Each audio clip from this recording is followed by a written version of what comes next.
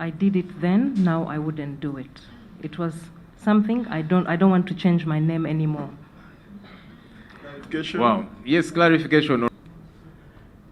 At least in 2019, she was holding a position, which in my view, think was a very good position.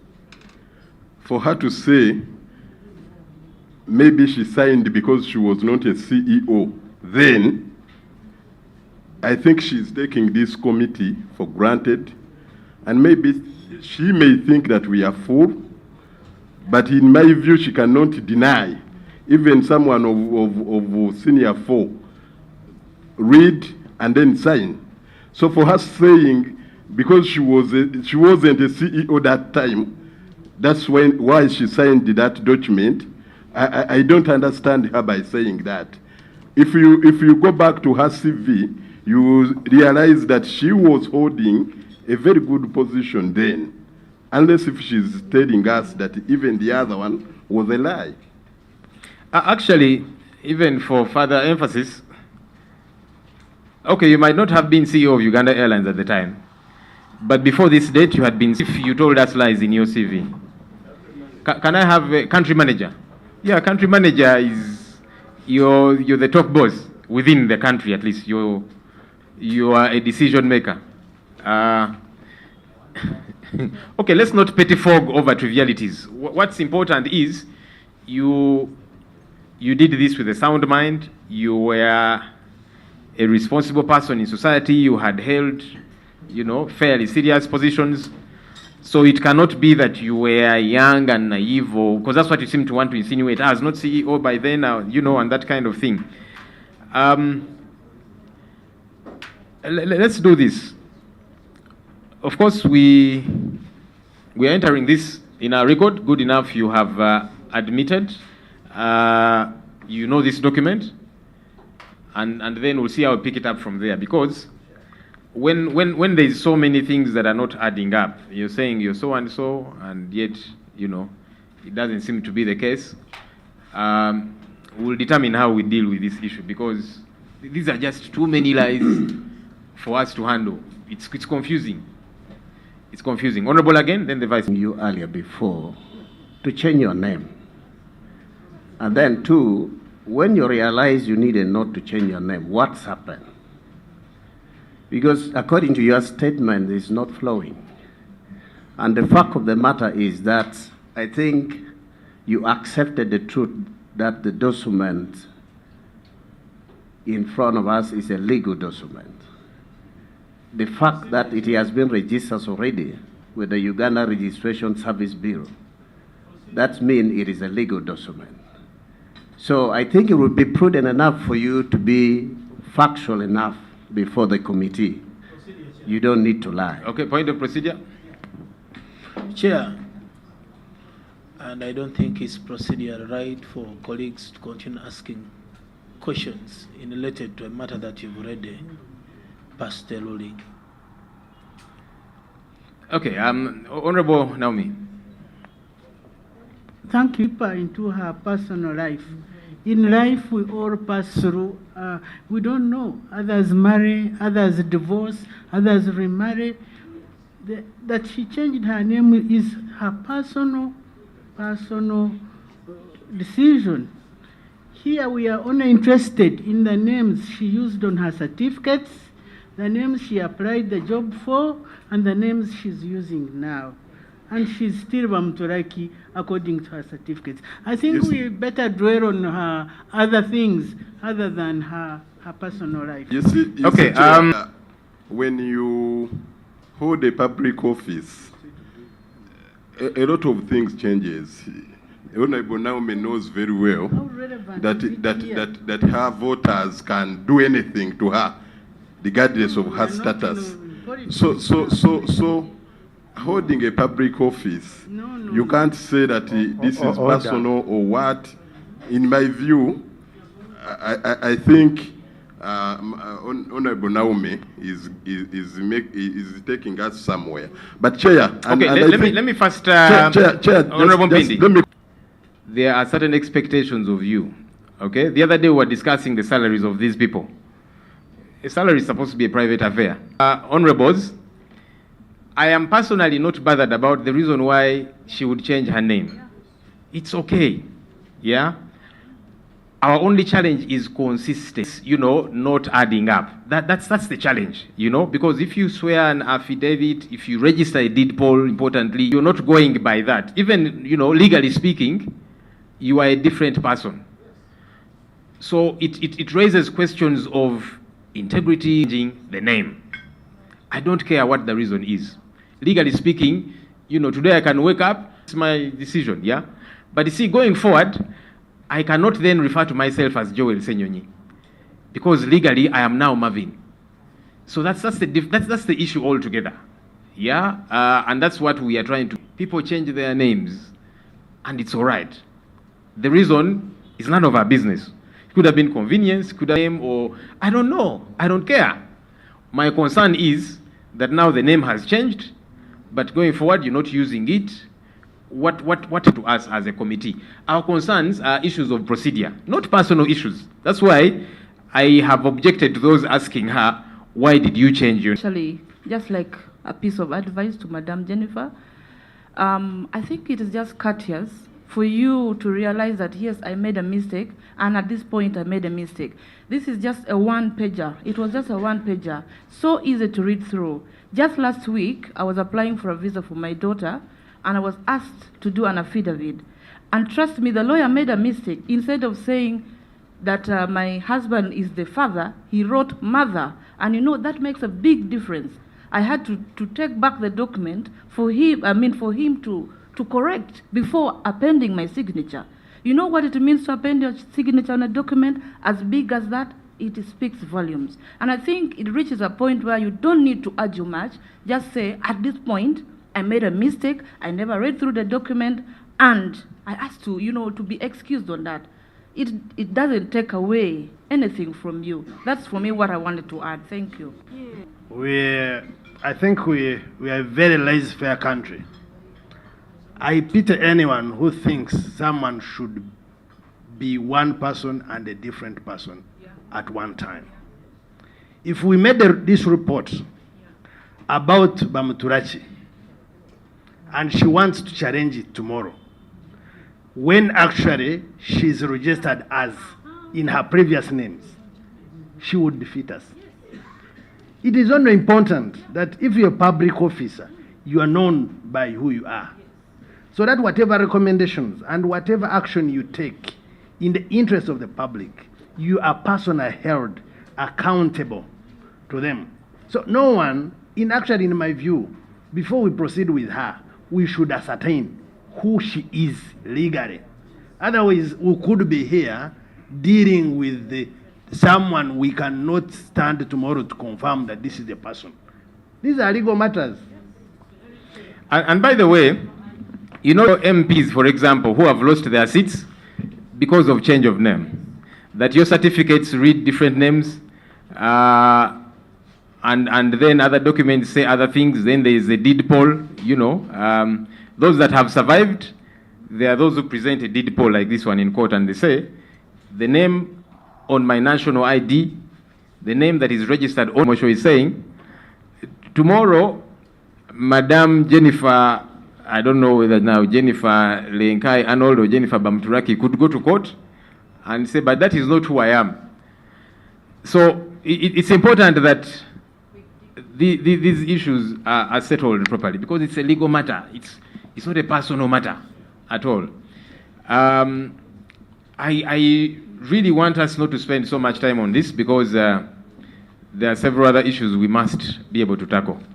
Okay, I'll give each of you just 1 minute. Honorable Mzal. You asked the question, the CEO, to confirm her true names, and she made that clear, that she's Jennifer Bamuturaki. Sorry, I'm Msoga, I don't know. I don't want to spell your name. The other one maybe is Asi Musime, sorry. So she has confirmed her names. I therefore want to ask Chair that we have so many issues. Let's move forward. That's my humble request, Chair. Okay, let's do this. you retracted this deed poll. You said that? And Yes, remember, I you are did. on oath. Yes, I did. How did you retract it? I'll have to find, because I have a new lawyer now. How did I'll you speak- retract it? I spoke to my lawyer Mhm. to do the process, so I'll follow up. with Do you know if the lawyer did the process? No, sir, I'm not sure, but I'll find So out. now, Madam Jennifer, do you see the position you're putting us in? Because initially you said you actually retracted. Okay, and now you are saying you instructed the lawyer. You don't know if the lawyer did. And colleagues, you can't just abandon a name. You don't say I've abandoned it. It's a legal process. When you register a name, that becomes your new name. If you want to change it, you register another. Yeah? That's the legal process, colleagues. You can actually change your name 100 times, as long as you go through the legal process. So if you don't go through a legal process, then the most recent registered name is your name.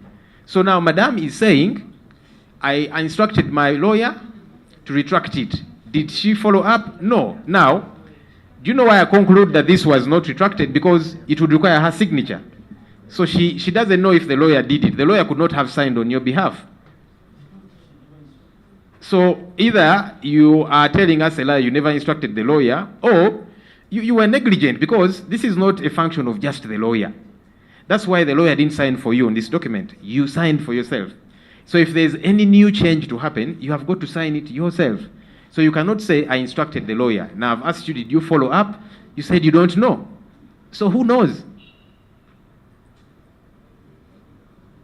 Because it's a legal process. It's not a matter of gambling, of, okay, I have abandoned it. You don't just abandon. That's why when you were abandoning Jennifer Musime Bamuturaki, you didn't just abandon. You saw an affidavit, you registered a deed poll. So you cannot say, I retracted that. But then, even the retraction process did not happen, because you didn't append your signature anywhere. So how do we proceed with you? Who are we proceeding with? No, it's an issue for her. We proceed as Jennifer Bamuturaki Musime. What do we do with this deed poll that you swore and registered?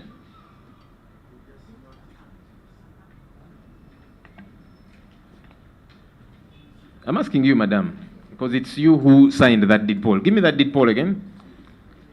Good enough, you admitted it, you signed it.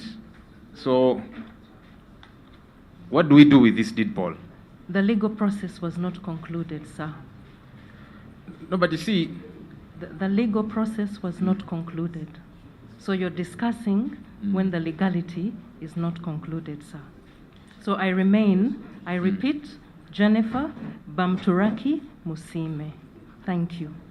okay, so that's your response. But we are left with many doubts on our side. But also now, I'm getting bothered about the many seemingly small lies. I retracted it. Okay, how did you retract it? I instructed the lawyer. Did you follow up? No, I did not. Anyway, let's have this on record.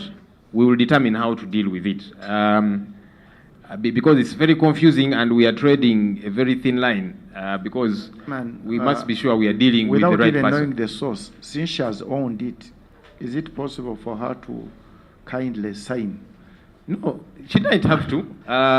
Or maybe we just as a sort of a... Because for me, what's comforting me is she has looked at the document and she has owned the document. It would have been different if she had said, I don't know it. Then we would investigate if she's telling the truth or a lie. But she has owned the document. She has said that's her signature and it's a legal document. We'll see how we pick it up from there. The other issue I wanted to engage you over, you see, like I'm saying, integrity issues are important. And that's why we are digging up some of these things. Madam Jennifer, do you know a company called Abavata Group? Yes. How do you know it? It was doing advertising for the airline in 2019 for 1 year. Okay. How was Abavata Group hired? They followed the procurement process. I am not in the procurement department, so that is something that will be answered by the procurement department, sir. Okay. Were they? So you're saying they were hired? How many jobs were they hired to do, and what periods? Just clarity on that. I do not have their documentation now, so I'm unable to give you in concrete documentation on what exactly they were hired to do. But they had a contract, and it stipulates what they had, sir. Okay. What position were you holding at the time in Uganda Airlines? Commercial director. Commercial director. Do you have any connection whatsoever, you to Abavata Group? No, because I am not on their legal documents. You have never had any connection whatsoever in any sense at all to Abavata Group? I don't own it legally or illegally. I do not own Abavata, but I do know because they did work for the airline. Okay. So just to paint the picture, Abavata Group was hired first. They did the ceremony when the aircrafts were brought in. They were hired to run that event. Is that so? Yes. That was the first job that was given to them by Uganda Airlines. Yes. Okay, so that's job number one. And then they were also eventually hired to do the branding, marketing, etc., in different countries for Uganda Airlines. Is that so? Yes. Okay, so that's two jobs because you were talking about one. Anyway, I'll keep reminding you. It's possible you have forgotten. I am here to remind you. And you have said you had no connection whatsoever to Abavata. I don't own it, sir. And you have no connection at all? Not legally. Okay, I want to show you a document.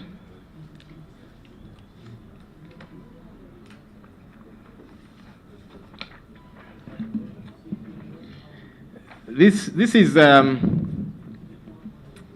contract for construction consultancy services. This is an agreement that was made on the 6th day of September 2019 between Allison Consults Limited and Abavata Group Limited. Do you know about this agreement? Can I look at it, please? Just try and refresh your memory before. Okay.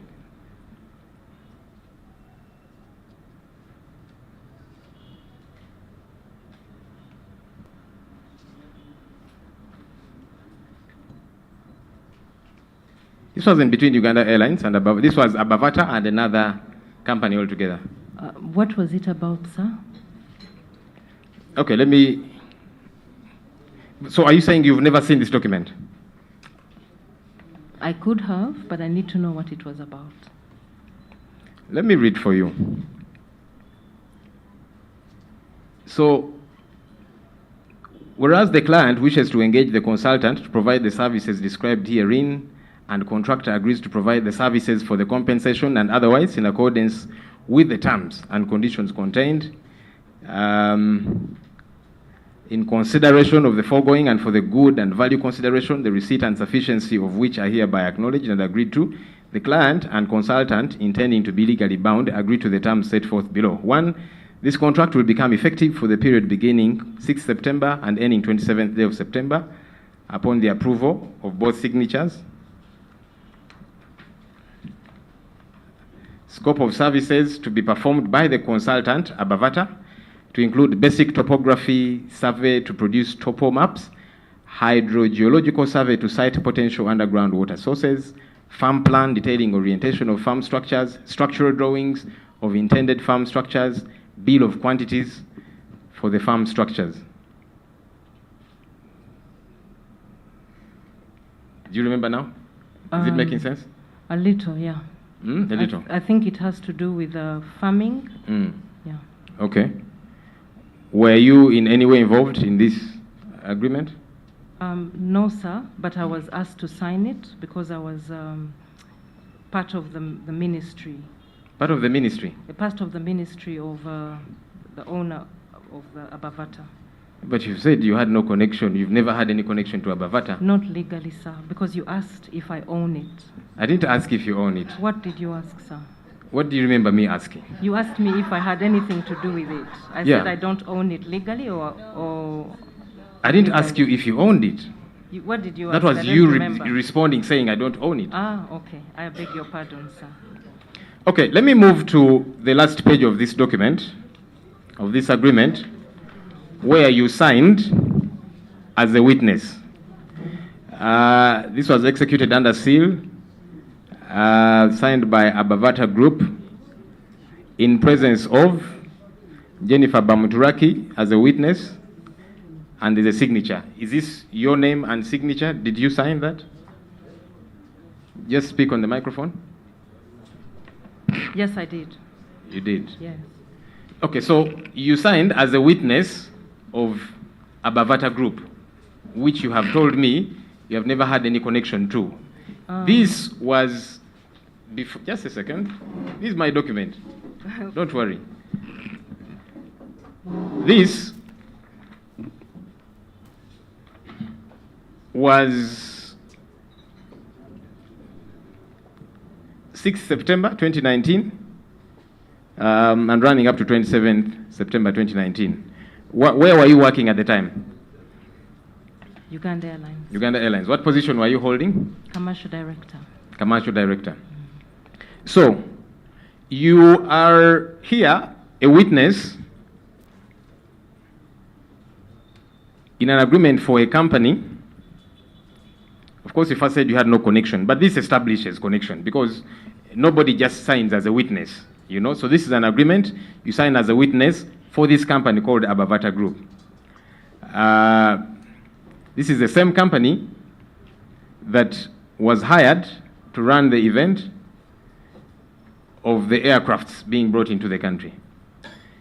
It is the same company that was hired by Uganda Airlines, for which you are commercial director. You were a commercial director, to do branding and marketing and so on in different countries. How do you convince me you were not conflicted? Because now we have established connection. You first said there was no connection. We have now established connection by your admission, because this is your signature. It would have been different if you said this is forged. But you have told me it's your signature and you signed. That's connection. Did you not see any conflict of interest at all? No. Chair, clarification, just a simple clarification. Yes, Honorable. It's important in that specific regard that the members here tell us who is the user in this specific, the head of department, who is the user, who was the user of this, who originated the procurement. Mr. Chairman, I'm sorry for guidance. You see, Mr. Viseroko here when you sign as a witness for the company, you're not just an ordinary witness. No. I've taught this subject for 18 years at that level. The moment they say witness of the company, you are signing as the company. You are either an authorized officer under the memorandum and articles, or resolution, or by delegation. So you are part and parcel of that company. You are not just an ordinary witness that you come and witness for me. No. No.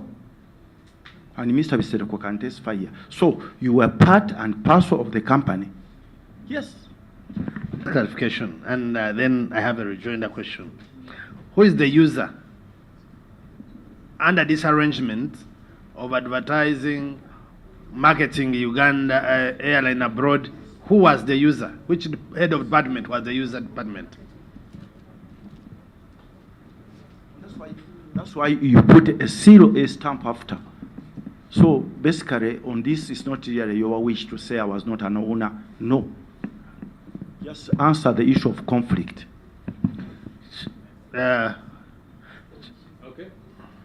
Honorable members, on the issue raised by Honorable Nsibambi about the witness.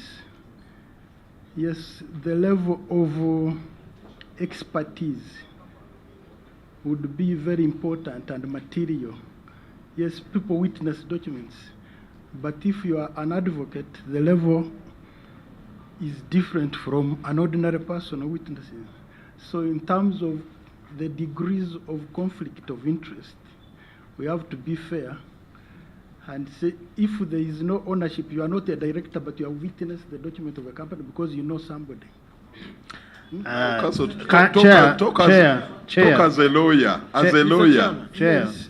We don't want you. We don't want you, witness- Counsel. First, wait. We don't want you to just respond as a layman. Counsel Sibambi was asking a question in regards to the law.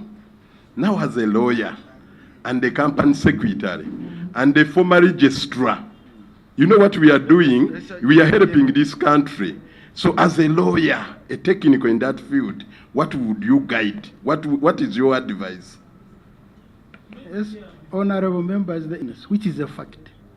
It has been confirmed. But she was not a director. She was not? She was not a lawyer. Okay. So the level of I think knowledge. I want to first engage Jennifer, because Mr. Bisereko, you either don't know about this issue and you're now trying to act as a lawyer for her. So maybe let her speak for herself. Chair, that issue first, I kind of beg. They tell us who is the user department. In this matter, commercial. Commercial. Which was your department? I was the commercial director, yes. So you originated the procurement and got the company, No, and you settled as a witness for the company to do the work. no. No, actually, the witnessing, Honorable, the witnessing was for a different contract. I was using that to establish connection, to show that in one way or another, Jennifer is part of that company, which she was denying earlier on. No. But then, well, you can say no, but you have admitted you signed as a witness for a contract with another company. Okay? As far as we are concerned, we can now begin to establish what you being part of it would mean. Either you are a partner, maybe a silent partner, maybe you have relations with some of the partners, they are your relatives or whatever. Maybe that's what you need to come clean about, because you can't just sign as a witness. You know, somebody cannot just find you on the street and say, hey, I'm going to, execute a contract with some people. You just help me sign here as a witness. And you write your name and signature. It doesn't just happen. No, it doesn't. You're right. Mm-hmm. I used to be part of the ministry, which is a church ministry, of the owner of Abavata. Okay. And I was working there as voluntarily in operations. So on matters that concerned some of the document like this for construction, he would ask me to witness. But I'm not an owner, neither am I a director, sir. Okay, so now we have established what the connection was. And what that means is, when Abavata was hired by Uganda Airlines to do these pieces of work, you knew Abavata. Yes, I did. Okay, that's important. And you were a commercial director, and you were the user. Maybe tell us a bit. When Abavata was hired to run the event of bringing the aircraft, how much was Abavata paid? I don't know, sir, because I wasn't working there. I was working at Golden Tulip. My first day was the day the aircraft came.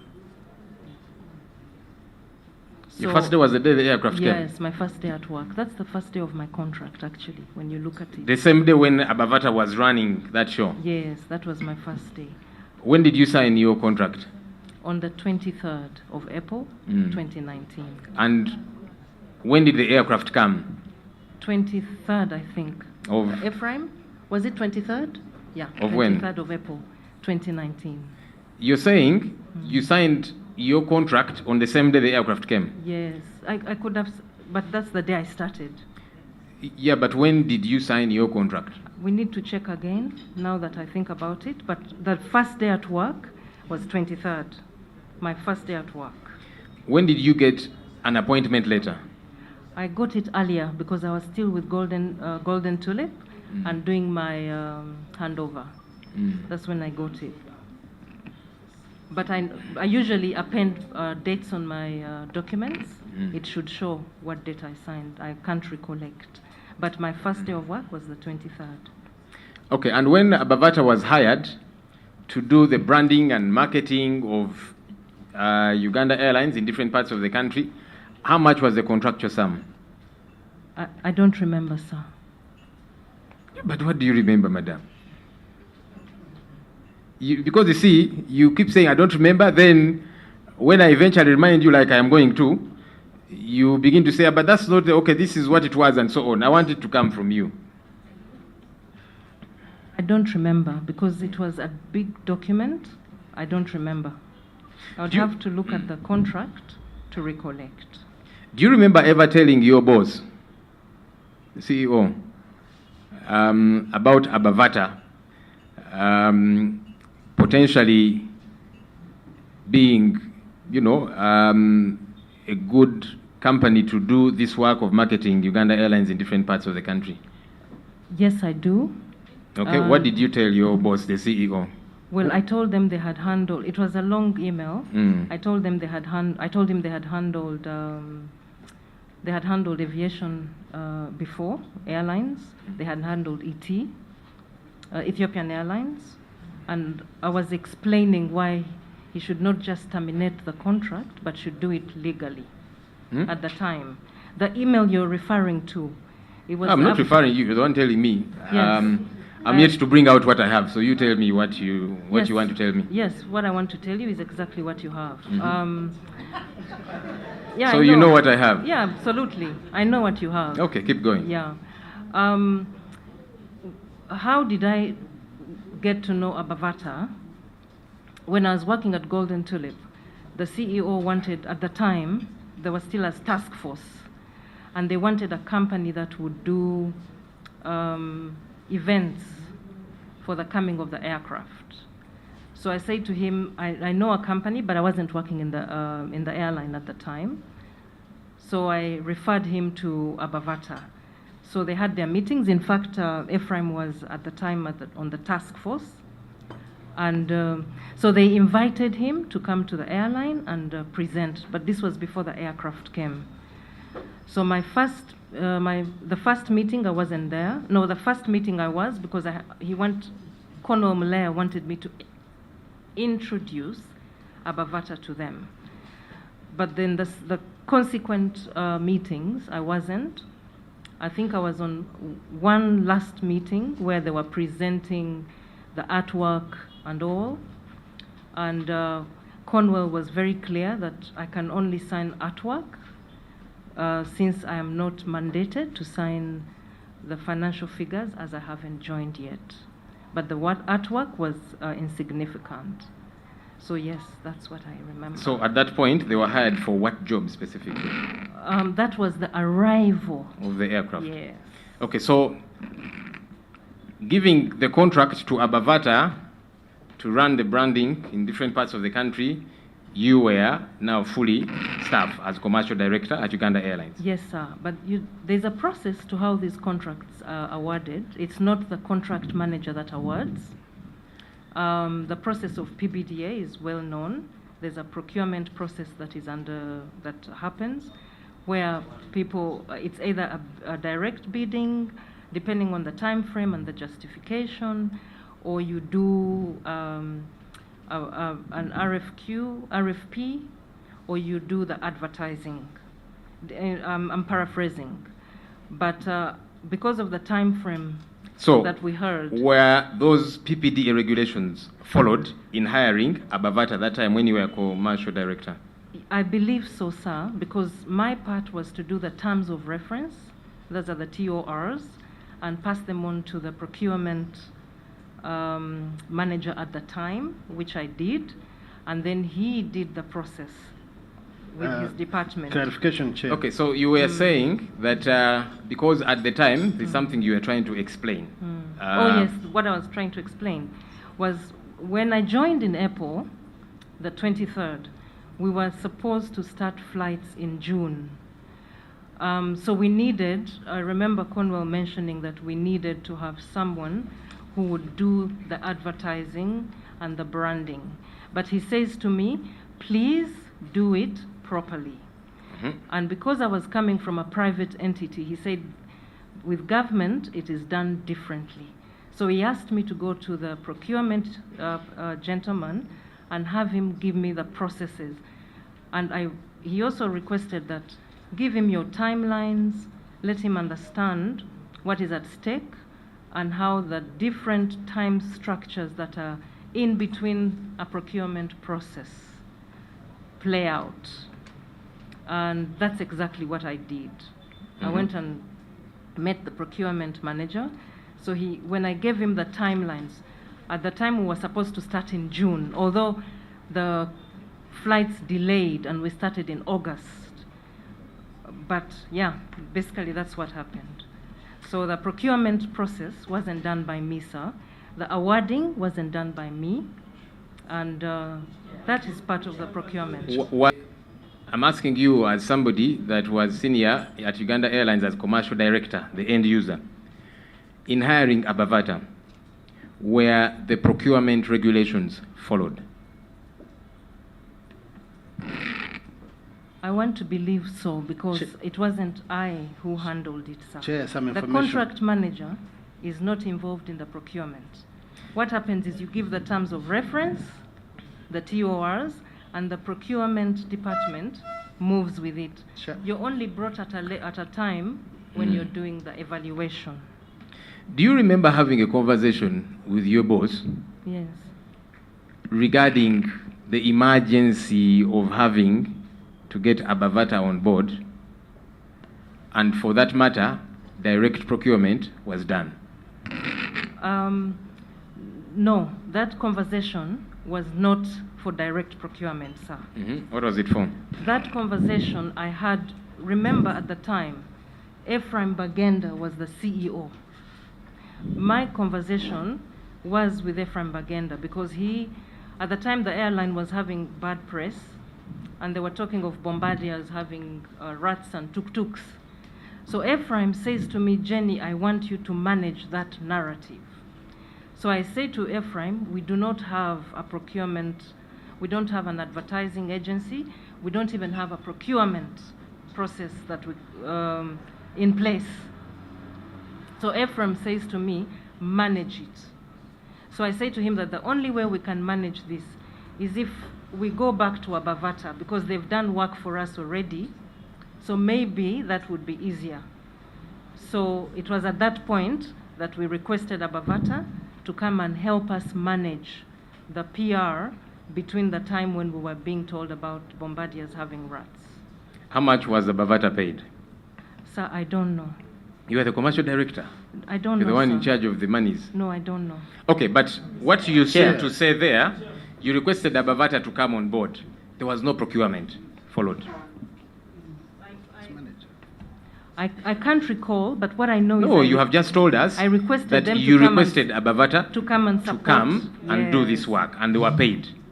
I don't. Chair, Chair, I don't Chair, know. just a second, clarification, Chair. Honorable Chair. There are two Okay, things. let me Chair. come to members. Honorable Chimosho, then I'll come. Two I'm going to things, come. I'm not as the user. Then she was the contracts manager, if I'm not mistaken, unless they do it differently. If you're the contracts manager, you actually keep a copy of the contract, because then you keep referring on the terms in the contract to make sure that the contract is implemented according to the plan. And then you cannot tell anyone that you don't know the cost of the procurement. That is one. Two, the issue of who awarded, that is, of course, the procurement work. But the practice is, and she may want to clarify, that the user, the head of department, will either participate in the evaluation or appoint And where they are conflicted or they have a relationship, you declare conflict of interest, like it would apply on contracts committee or elsewhere. So maybe she would need to take us through. One, I think she knows the price or the cost of that contract. Two, whether she declared at evaluation, and if she did not, how she would want to be believed that she had no conflict of interest. Sir, yes, that's the process. You're the contract manager, but I was not even involved in the evaluation. And in fact, if you look at the file, I didn't sign. I was not involved. No, I wasn't. Chair. Okay, You must. Sometimes, you see, Mm. when you look at the evaluation, as contracts manager, you can be involved or you cannot be involved. I wasn't part of it. I wasn't part of any evaluation process. So there wasn't even declaration or signing or not signing. I was not part of the... Do we have people here who are part of that contract committee? Who are here? Sir, I would have to look at the documents to remember who was, because this is a while ago. Then, Okay, Chair, let me first refresh our memory, then I come to you, Honorable. Because between Uganda Airlines and Abavata,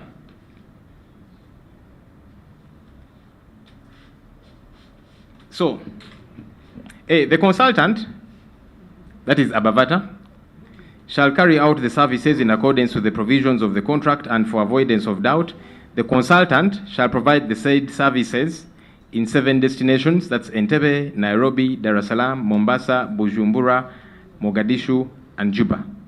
That's the marketing, advertising, and so on. The procuring and disposing entity shall pay the consultant, the entity is Uganda Airlines, shall pay the consultant the contract price of US dollars 540,000 or such other sum as may become payable under the provisions of the contract at the times and in the manner prescribed by the contract. So we're talking about a contract worth 540,000 US dollars. That's over 2 billion Uganda shillings. Do you now remember the amount? Because I told you I would remind you. If you don't remember, I'm here to remind you. No. You don't remember? No. Even after reading this for you? No. So this is a contract. You are a commercial director, end user. Mr. Ephraim Bagenda, are you here, sir?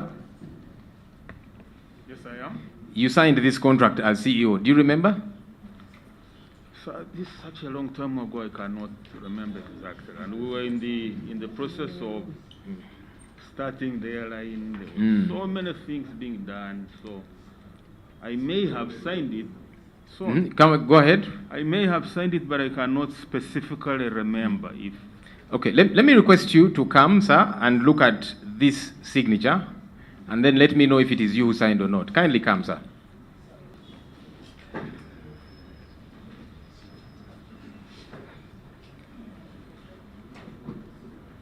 Yes, that's my signature. Okay, just go and confirm on the microphone on record.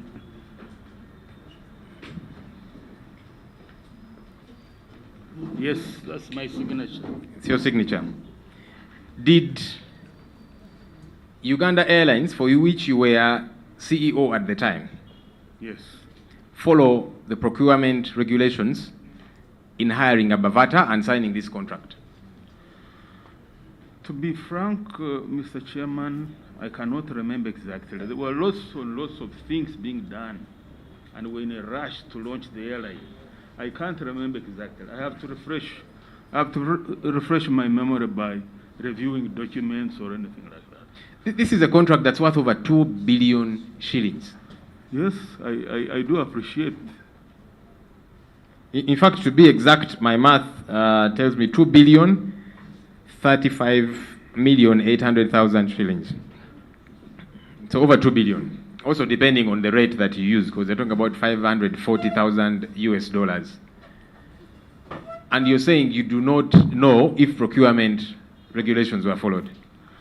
Sir, I can only confirm after I have refreshed my mind, because the procurement was being done for us by the Ministry of Works. We did not have a PDU in place. You're the one who signed the contract, surely. How do you say, for me, I wasn't party to it, they just gave me a document to sign? No. Okay, let me ask you another question. Did Madam Jennifer here have a discussion with you regarding Abavata and this contract? To be frank, Mr. Chairman, I cannot recall exactly. It's a long time ago. Come again? It's a long time ago. I cannot recall exactly. Madam Jennifer, do you remember ever having a discussion with your CEO at the time regarding Abavata vis-a-vis this contract? Not that contract, sir. The discussion we had, I'll repeat it, was to manage the narrative of bad press. It was never about that contract. So, of course, to manage bad press, you know, it had to be done within a contractual obligation. Yes or no? You can sign that later, madam. We're not in a hurry. Yes. Yes. It is under a contractual obligation. Yes. Which is what this contract was signed to do, to manage the bad press and all of that. Yes or no? Yes, but that contract is bigger than just the bad press. Okay, it's whatever else, but inclusive thereof is managing the press and so on, the bad press as you call it. Yes or no? Yes. Okay. Did you at this time declare any conflict of interest to say, look, you know, I know these people, I know this company, I have some connection to them, I have signed as a witness in other agreements where Abavata is being contracted? Did you declare your conflict of interest at all? No, because I was not part of the evaluation You were process. the end user. The end user comes at the end, like you said, end. No, You so see? two things, madam. One, you recommended Abavata. No, I recommended them for the event. By the way, they have two contracts. You don't have the other contract here. They have a contract for the event, specifically to handle the event, arrival of the aircraft. For that contract, I recommended. For the contract of the branding, I did not, because that was a procurement process. Two things, Madam Jennifer. Chair, Number one, you remember you said they only had one contract. Until I brought out evidence. Just listen. And now you're admitting there were two contracts. The other issue, so you're saying you recommended them to run the event of the aircraft being brought, but also you recommended them regarding bad press going forward. That's what you have said. Yes. And that's what led to this contract. Sir, this contract followed a procurement process. That's not what I'm asking right now. The event, because we are going to deal with whether procurement the processes were followed. Had a procurement process. I was not part of the group of Uganda Airlines at the time because I was in a different area. So how do you know they followed procurement if you are not part of it? Because I'm seeing a contract. No, you're talking about the event. Yes, there's a contract. So the issue is, so you're saying you recommended them for the event, yes. And then after that event, due to the bad press, you recommended them to your CEO to deal with the bad press, and that's what eventually led to this contract. I don't know whether it led to that, but I know I recommended them for the bad press. Okay, so you recommended them, eventually they were hired. Did you, at that point of recommending them, declare your conflict of interest? I recommended them for the event, sir. And at that point, my CEO knew that I knew them. No, you're mixing. Madam, okay, first forget about the event. Honorable. Can you first forget about the event? Yes. The event has ended. Yes, you recommended them, they ran the event. I recommended them for now, PR. we are talking about after the event. You recommended them for PR. To manage bad press. Yes. Which is what is in this contract. This contract came as a result of the procurement process for a PR and advertising agency. You notice at this point I'm not even asking you if the procurement regulations were followed, because I'm going to get to that. I'm still at the point of you speaking to your CEO to say, look, we need to manage bad PR, let's get Abavata on board. It was the other way around. My CEO approached me and said, we have problems, Jennifer, need you to manage the press. And so you recommended that Abavata can handle that. I said we don't have a procurement process in place for an agency. And right now, the only agency that is already in the books and has handled is Abavata. So he says to me, get them in, clean it up, clean our image. And that's how they came in Chairman, for the PR. Did you declare your conflict of interest? Mr. Chairman, Yes, they were aware that I knew it. just for Ms. Bamuturaki should, what is conflict of interest in your opinion? Maybe when we appreciate that, it will be very easy now to answer a simple question raised by the chairman. She's asking the lawyer what conflict of interest is. Maybe we should have begun there instead of not giving us a plausible answer. No, she wants to talk. We want her to talk for herself because this is an issue. He says any performance to the party that is confirming connection to the party that is doing what? Who is being procured. Okay, so did you declare your connection? No, to be clear. Yes, I did. To be You did? clear. Yes, I did. Yes. So how did you declare it maybe? I informed him. Mr. CEO, did Madam Jennifer here inform you of her conflict of interest, her connection to Abavata? Sir, with due respect, what you are asking me is such a long time ago. For her, she remembers. I cannot remember such a thing. For her, she remembers. So I don't know why the CEO would say, for me, I don't remember. So in other words, you're denying her having said that. I'm not denying. I cannot remember whether she told me or not. The reason I'm advancing for Chair, that, sir, procedure chair. it's such a long time. Chair, this is an accountability committee, and it is evidence-based. When you say, I declared, it cannot have been a verbal talk between her and the CEO. There is a way how you declare conflict of interest. Now, can they give us a record that actually she declared a conflict of interest in form of a minute or a letter? Because it cannot be a conversation, for heaven's sake. So, Madam Jennifer, how did you declare your conflict of interest? Verbally. Verbally. Now, you're saying you declared verbally. The person you declared verbally to does not remember. What do you mean it's normal? This is a serious issue. Sir, if he doesn't remember, I cannot begrudge that. He says he doesn't remember. Counsel, how for a company, now talk to me as counsel for Uganda Airlines. Because these are staff that you give legal advice. Okay? So how do you normally advise them to declare conflict of interest?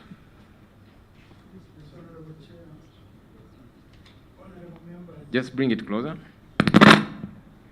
Honorable Chairman and honorable members, conflict of interest in the procurement process is documented.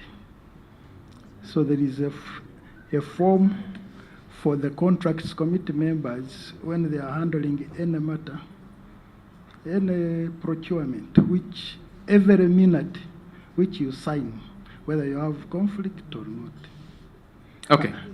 So did you sign that? In Okay. this process, Honorable Chair, to be fair, like Mr. Bagendi is saying, if he can't remember, it is better to give us the documents and see whether that process was complied with. So when she talks Who to give you documents?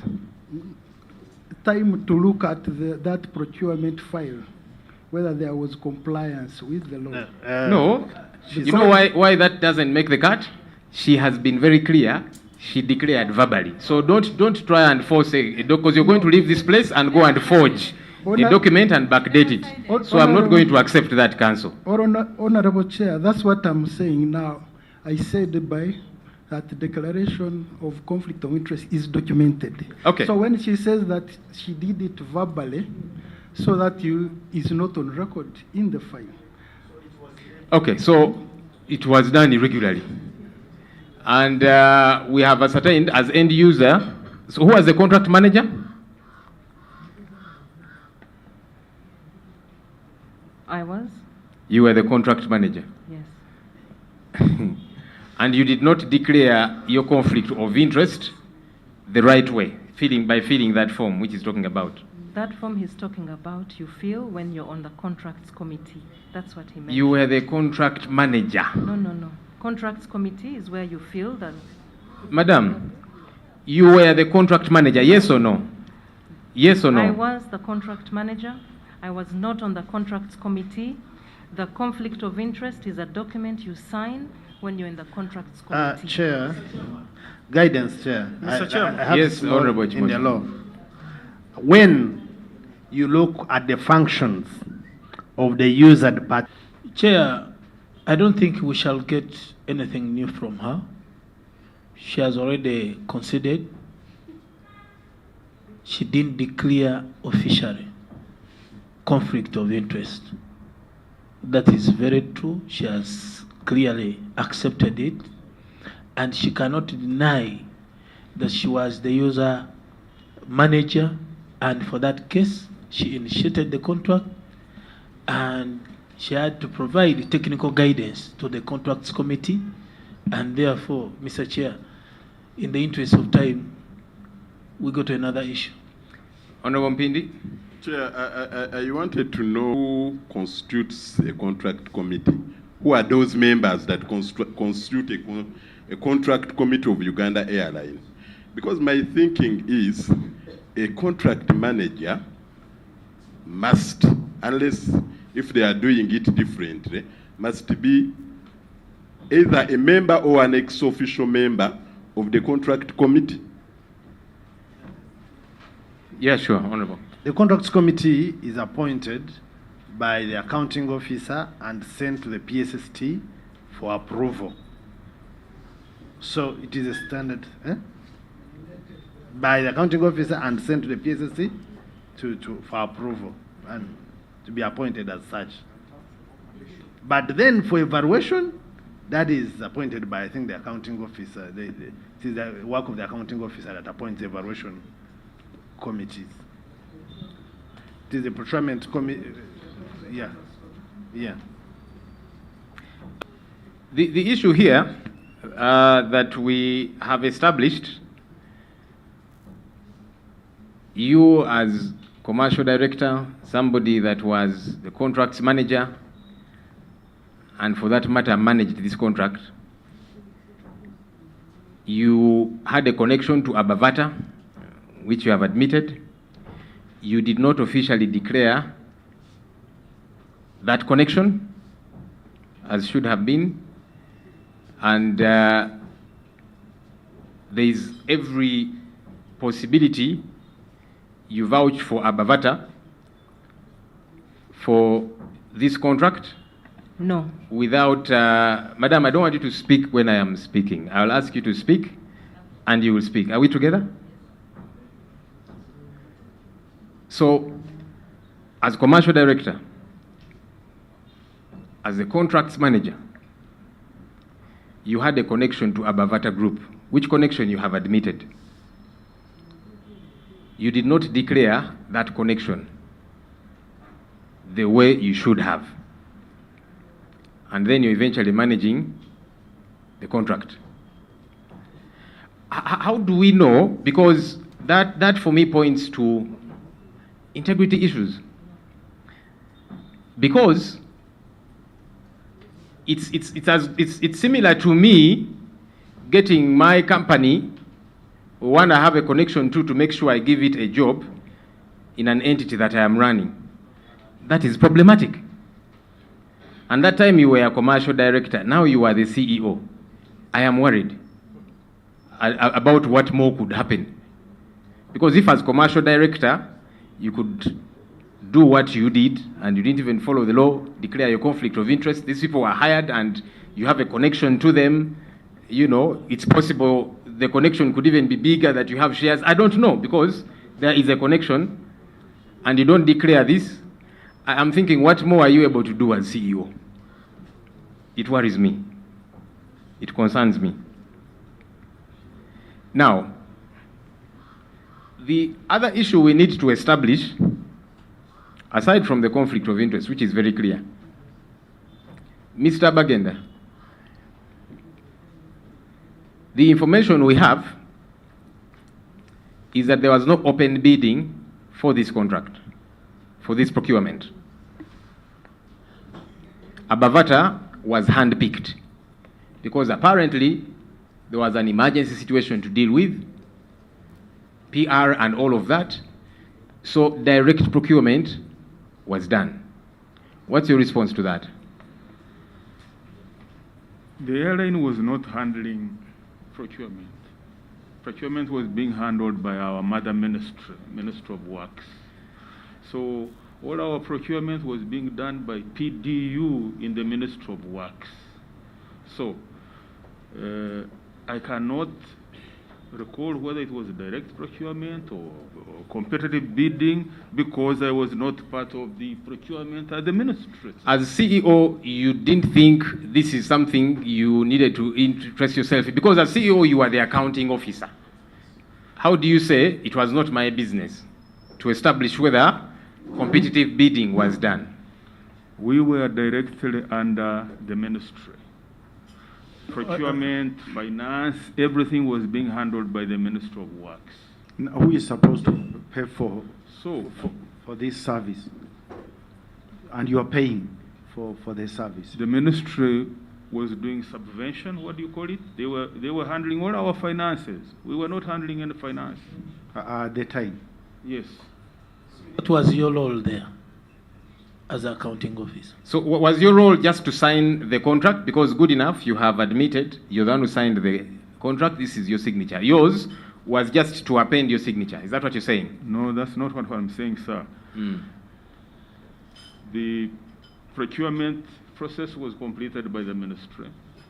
Recommendations were done that this company... No, but you see, Mr. Bagenda, yes. You cannot in one breath say you don't know if procurement was done, and then now you're saying the procurement was done by the ministries. Please, what you don't know, stick to you don't know. Let me repeat, sir. You asked, was the procurement done in accordance with the proper regulations and PDU? I said it was being done by the ministry. And after the procurement process was exhausted, the PDU, contracts committee, and everybody else involved, there was a recommendation document to which recommended that company, and that's the contract. So I reviewed the contract and appended my signature like everything else. Mr. Chairman, I'm confused, and I can see my honorable sister Nancy is almost about to cry. Because now we have a contracts committee which, you know, a patriotic Ugandan, definitely you're about to cry.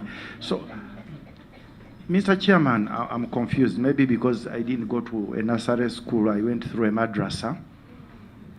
We are looking at two processes here. For the last 1 hour, there was a contracts committee in charge of this. Now the CEO says, it was done and finalized by the ministry. So can you please clarify what was the role of you as CEO and the contracts committee of Uganda Airlines in this particular matter? Because you're suggesting that it is a matter which was finalized by the ministry. And that's something, it's a new now perspective.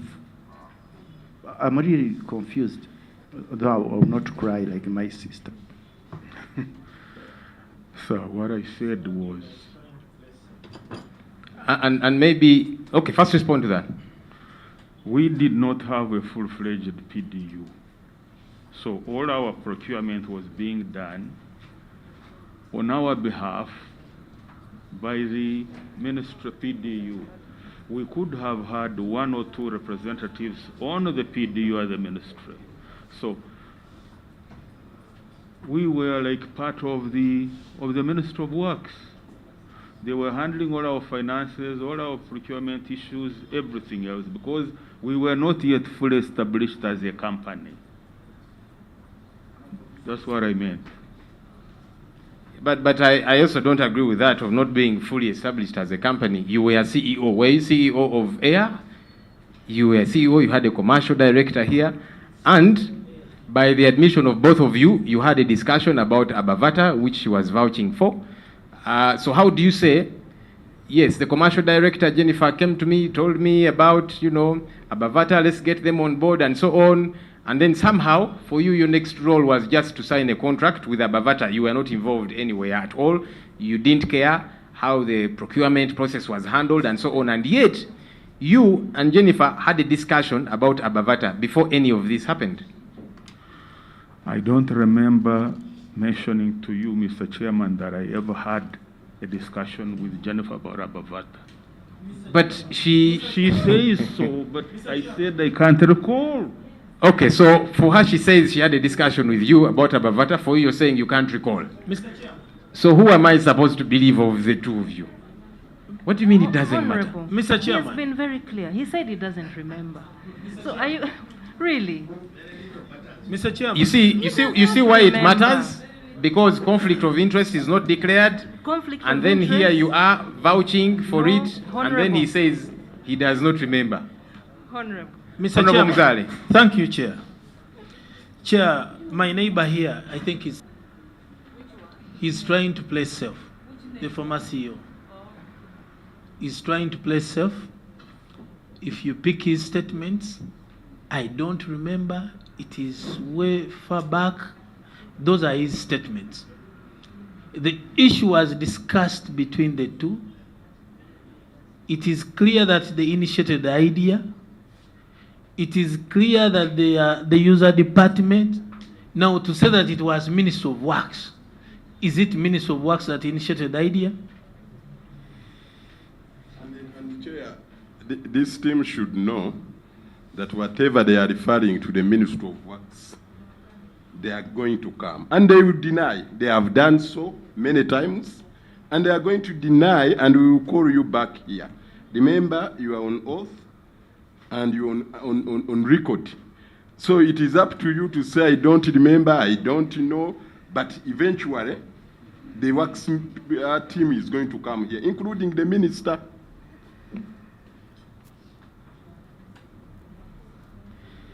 Okay.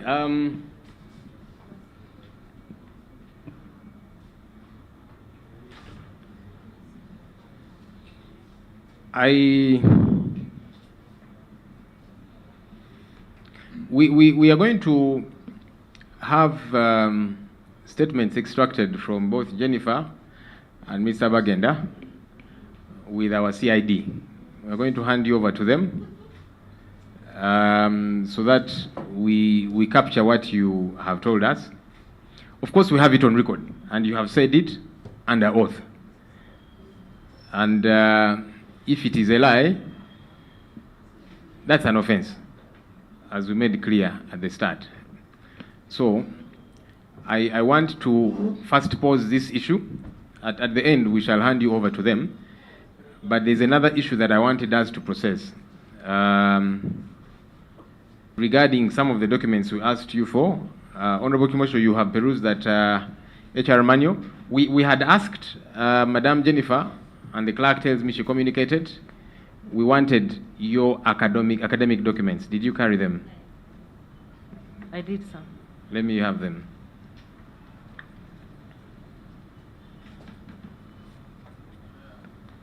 Chair, Yes, Honorable. I had asked, maybe does that bring in my issue of the organogram? I actually want to see how we pick it up. Bachelor's degree in social works and social administration. Actually, I haven't picked it Huh? because they couldn't find it. I graduated, if you notice, the year. So when I went to Makerere, they couldn't find it. So they gave me some time to bring the transcript. Yeah. You graduated in 1994. Yes.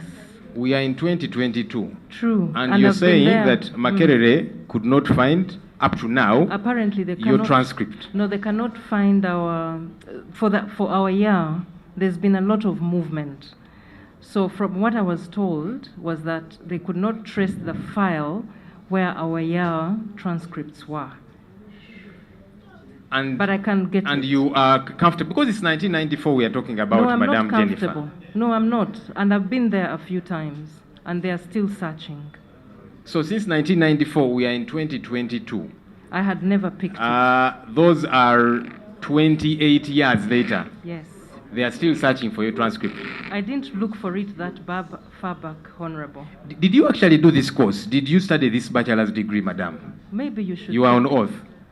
Yes, but you can confirm with Makerere. No, because you see, you can't tell me that now, for me, I should go to Makerere and ask them for your transcript, and yet you're telling me, no, I didn't say for all these gone. 28 years, you have been trying to get it from Makerere, and they say the file doesn't exist. Honorable, I don't understand. Honorable, I did not say that. I did not say that for 28 years I've been looking for my transcript. Which year did you graduate? Honorable, I graduated in 1994, and I did not say that I have been waiting for my transcript for 28 years. No, no, Honorable, I did not say that. Okay, I so did not. let's imagine you didn't say that. You graduated in 1994, you don't have a transcript, and you're saying, Makerere says, according to you, you know, they don't have the transcript. The file got lost. So what am I supposed to imagine? No, I did not say that, sir. I said I have been to Makerere to find my transcript, but the file where all the transcript for a year, for those of us who haven't picked yet, they cannot trace it because they've moved faculties. So I've been given time to wait until they find it. How much time did they give you? Well, I've been there like 3 times already. So I keep calling and finding out, Yes. and I keep going there. So Madam, when you're applying for this job, what do you present? My certificate. Huh? Sir, I've been headhunted half my time. And they never ask for your academic I qualifications? present that. And the HR department verifies These with are like Makerere. citizens. For us, they even ask for baptism certificates. Wow. Yes, baptism. You are like a citizen. Honorable Chair. Yes, Honorable Nancy. Thank you and my colleagues. I want to ask Madam Jennifer, if you've been struggling to look for your transcript and all that from Makerere for all this year, what did you then use to apply for the other job, the Director Commercial at Uganda Airlines, and even as the banquet manager at Golden Tulip? What did you use? Honorable, I was not a banquet manager at Golden Tulip, and I used my certificate, ma'am. Did they need a certificate holder or they needed a degree I used holder? my certificate for bachelor's degree. But you see, how can you have a certificate without a transcript? Because by the time you get a certificate, you should be having a transcript. The first one is the transcript. That is when you're going to pick a certificate from any institution of learning, you need to have a transcript, and that's when the registrar can give you a certificate. How comes yours, you have a certificate and you don't have a transcript? By the time I graduated, you'd receive your certificate first. Then you go back to pick your transcript. Yes, sir, it is. It's quite... So... Mr. Chair. Yes, Honorable Muzali. Chair, thank you so much. I think what we need to do over this is we ask Makerere University to recommend. You see, there's work that I am not going to do. I have a lot of work on my table. Yeah? If somebody cannot produce the academic documents, they don't exist as far as I'm concerned. It cannot be my duty now to go to because she says she's been to Makerere a number of times, and they've told her the transcript is not there. You know, why should I now also begin to run back and forth to Makerere to try and find a transcript which the owner has failed to find? Surely, the cosase chairperson should not be the one doing that. I have so much work on my table. Maybe... Yes, Honorable Joyce. Mr. Chairman, Madam CEO is even confusing us the more. Because for me, what I know is a transcript, you can get it from the faculty where you study. And even if you've not yet got the certificate, you can still apply for testimonial, and you get it from from your faculty. And I get confused when the CEO is telling us she has the certificate, but she doesn't have the transcript. It is impossible. The other document I don't see there is your UCE. Did you sit senior 4? It's not there. Where did you sit senior 4? Kiabambe Girls School. It's not there. I'll present it tomorrow. I have a document, a letter which they wrote for me to UNEB because I misplaced it. So I'll bring it. So what do you have the transcript or you have a letter? What do you have? I have a letter and I'm processing because I lost my originals. When I was applying for the job as a commercial director, I had all my originals and I misplaced them. So I've applied. I did a police report and I've used that police report to get a fresh one. You see, Madam Jennifer, truthfulness is important. You know, in one breath, I asked you for the transcript of UCE. You said you're going to bring it tomorrow. When I probe some more, you say I have a letter. So what do you have? You see, you're putting us in a very difficult position. We are struggling to believe anything you're telling us. Okay. You can't keep saying one thing and then change your statements and then, you know, there's no consistency at all. The committee is not asking these questions in vain or to harass you, but we want to put our very good institution in the hands of able, organized, and serious characters. But when the person in charge and control of the directing mind and will of this institution is coming up with doubtable and questionable responses, then we are worried on behalf of Ugandans as an accountability committee. Kindly please assist us by being fair to this committee, be truthful, and we move on. We are taking long over very simple issues. We have other serious matters to hand as well. If you need a minute to compose yourself, it's in order. But I find it very hard to continue talking to a senior member of staff with all this. I went to school at Makerere around that time, slightly before Mr. Bisereko. Basically, at the time, there's a process where you're supposed to get your transcript. Now, 28 years down the road, you're saying the file is missing. All this can be reconstituted because there are records available, even for people who went to school during the colonial days. Mr. Chairman. Honorable again. I wanted to say that in her statement, she says she graduated in 1994. And up to now, she has not got her transcripts. And then secondly, a certificate for Uganda Certificate of Education also got misplaced. Up to now, she has not got the certificate from the ministry. Now, this is a clear indicator, Mr. Chair, that the CEO completely telling us a deep lie, which is a criminal case. We cannot accept as a committee for you to come before us and tell us a lie. If you are a very serious woman responsible for your future and for the future of this country, it will not take you 28 years to get your transcript from the university if you are serious for life. And this is a complete indicator that your position that you've acquired, you have not got it in the right way. And that is where the query is. And that is where, Chair, we have to take this very seriously. Thank you. Okay, Honorable Maneno, let me first speak those that haven't spoken yet. If you could grab one of the microphones. Okay. Please don't strangle Honorable Naomi. Thank you so much, Chair, and our visitors from Uganda Airlines, colleague members of Parliament. Chair, I'm really confused.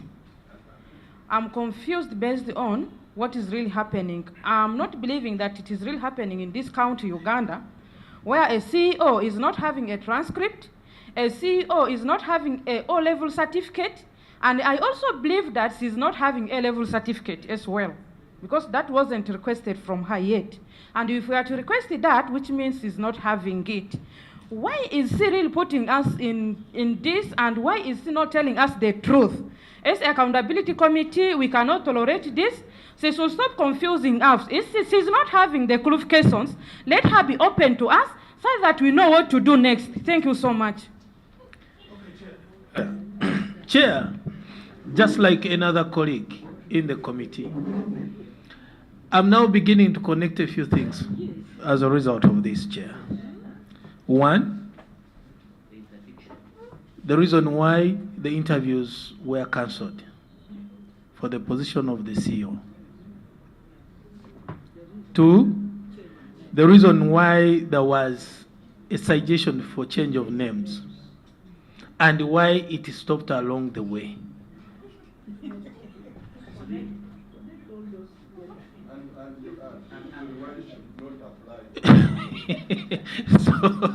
So, Mr. Chair, I may regret my statement when we were actually trying to check why she did not complete the exercise of changing her names and why she could have stopped along the way. I begin to believe that, Mr. Chair, for a CEO leading a very serious organization like this one, earning sums and sums of monies, and you say for the last so many 28 years you're unable to pick a transcript from your name. Once you've paid it to your name, they only give you 6 days to come and pick your transcript. I have ever gone through that exercise. University that she's talking about is where I studied from. And we've gone through this exercise. Once the records are straight that you've ever been in that university, you cleared everything at that university, Chair, the transcript will be given to you in a very short period of not less than a month. I therefore want to conclude that, Chair, I think we are dealing with a different person, not the CEO of Uganda Airlines. I thank you. You see, Uganda Airlines is a flagship project for our country. And a number of Ugandans were excited about it. But there has been too many challenges, you know. In the first year, you made a loss of 102 billion. In the second year, you made a loss of 164 billion. This year, you have made a loss of 232 billion. Now, of course, there are several challenges that have occurred along the way. But we are trying to connect the dots and be sure, do we have the right people running Uganda Airlines? We are struggling to answer that question in the affirmative. CEO gets hired without procedure being followed. People applied, 40 of them for interviews. The process was cut short. She gets hired. The qualifications, a degree, and then postgraduate training, whether it's postgraduate diploma, master's, and above. The CEO only has a bachelor's degree. Today we ask for the transcript for the bachelor's degree. It does not exist. There are issues of conflict of interest. You know that you're vouching for companies where you're connected to, conflict of interest is not declared, and so on. I am bothered that a lot worse could happen to our airlines, which Ugandans had hope in. I am actually now wondering if the rest of the staff are qualified. Where is the director commercial, the current one? Commercial. Okay. Yeah. Acting Director Commercial, Regina Tebasima. She had a meeting with one of the airlines. We are discussing an interline agreement, and she had to chair that meeting, sir. Because she didn't come today. These documents you have submitted, minimum qualification and experience for Director Commercial. Chair, just procedure. I request, if through you, that either the head of HR or the ED takes us through the qualifications of the of that head commercial. They be on record taking us through what the qualifications that they have are. If you find it okay, Chair. Chair. I don't know whether we are done with the CEO. And if in case we are done, just some information on two things, Chair. One, she's doing a master's. What did she submit to qualify for a master's? Secondly, we need also maybe to look at appointment letters from those experiences she talks about, where she worked from. Okay. Chair, you know, yesterday, I think I was watching NTV News, and Madam Jennifer had an interview with NTV, and she was like saying, it doesn't matter whether I'm qualified or not, whether I have MDD, whether I got this job on the moon, it doesn't matter. What matters are the skills that I have. And I felt so touched. I felt touched, and I said, where is this country going? So seeing what is happening here, and I get more shocked. But I wanted her to put it on record, Mr. Chair, through you, whether she does, it doesn't matter for the CEO to have qualification, because she said that matters skills. Whether I got this job on the moon, whether I got it, bragging around as if she's the owner of this country. But I think for the you know, there is a member of parliament some years ago who was dismissed from parliament for not having the requisite academic qualifications. And this person said, but does it matter? I speak good English. I know how to represent my people. Of course, to him it did matter. But to the law, to the laid down procedures, it mattered. So yes, I saw Madam Jennifer speaking arrogantly, in my view, saying these things don't matter. But I dare say what she said doesn't matter. Yeah, Mr. Chairman, it doesn't matter that she doesn't care. Mr. Chairman, I think the laid down procedures are what is important. So I don't care whether she thinks I can run Uganda Airlines as CEO without the requisite qualifications, even the ones she's talking about of a bachelor's degree. It is non-existent on record. So I don't care that she doesn't care. The record cares, and I think we want to stick to that. Colleagues, let's move. Let's not dwell so much on this issue. We have captured what we have captured, that we have on record. We shall take a decision. Of course, we'll need to look at, those appointment letters as well for these past positions. In your CV, some of the positions, I don't know if those were the job titles. We want to ascertain that. Chair, so Honorable Timosho is suggesting... Chair, there is also a need for us to know the reason of the first interdiction. She told us yesterday that she was fired, she was terminated because of poor performance.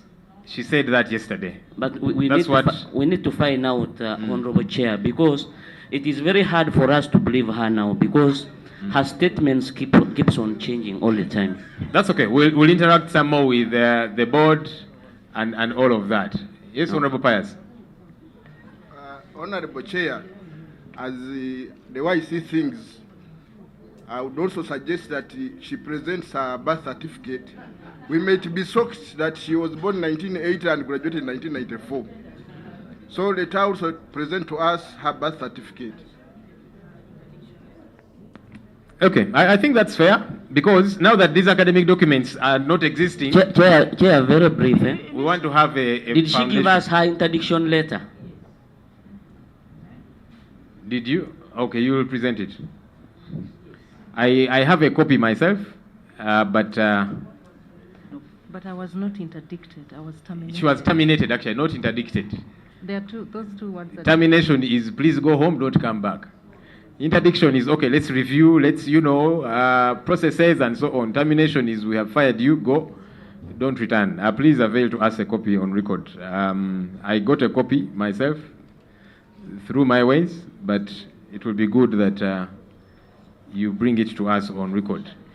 Okay, so I wanted us to establish the other members of staff, because we have been reviewing these documents that you have forwarded to us, and there are several other senior staff members that don't have the requisite qualifications, according to the documents you've given us. This is not just my words, yeah? I don't know whether it might not take long. Honorable Chimoshi was suggesting we ask the HR manager to read to us.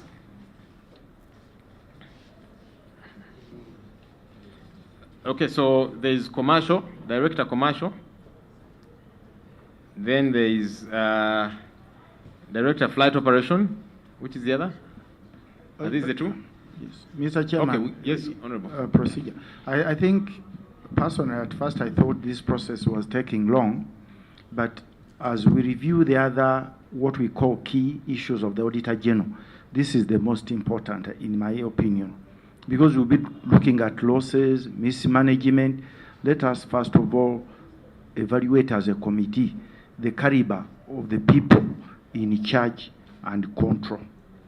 So I think let us take time to go through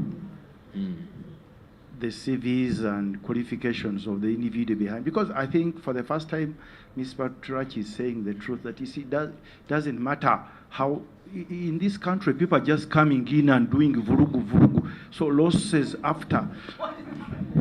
So I think we have gotten the opportunity of now looking at agencies and get to know, because most people are going, the competent people are going to Qatar, again, incompetent people who have failed exams, CEOs. So I think let us get time to look at this. Then we'll go to the other nitty-gritties of the what? You see the losses in billions, each and every agency. Maybe this is the problem. Thank you. I agree, Honorable Sibambi. In fact, if you notice, that's why we have not yet even gone back to the Auditor General's report. I was deliberate because this is more important. It tells you why there are all those issues in the Auditor General's report being raised. The losses, the fraud, procedures not being followed. I think this is telling, because the company is run by people. So the people are the ones who are meant to do what is right, or who end up doing what is wrong, as we are seeing in the Auditor General's report. So let's ask the acting manager HR, Madam Nanono. Let me give you this so that you let us know. The Director Commercial, what the qualifications are, the required qualifications, and what the qualifications of the current holder of the position are.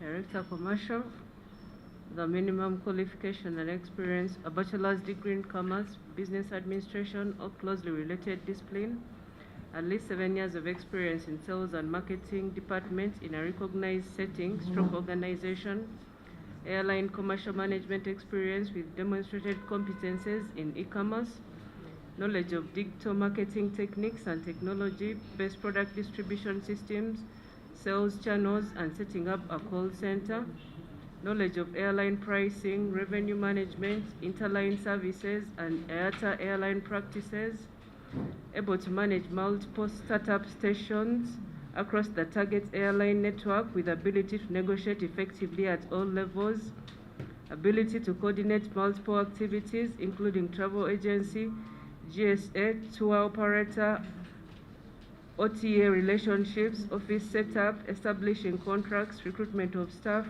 building up sales channels, and preparing for inaugural events, strong mentoring, coaching, and managerial capability with good communication and negotiation skills, high level of integrity and professionalism with a clean track record of performance. Okay, so that's a minimum requirement. So the current holder of the position, what are their qualifications? That's Madame Regina who? Regina Tebasima, the acting commercial director. Higher education background, July 2022 to date, Graduate College of London, ongoing. She's doing a bachelor's in business management, level 4 and 5. She is doing? 20, because it's ongoing. Okay. Then 2022, Amadeus. What's the highest qualification that she has as we speak? She has different certificates in airline training.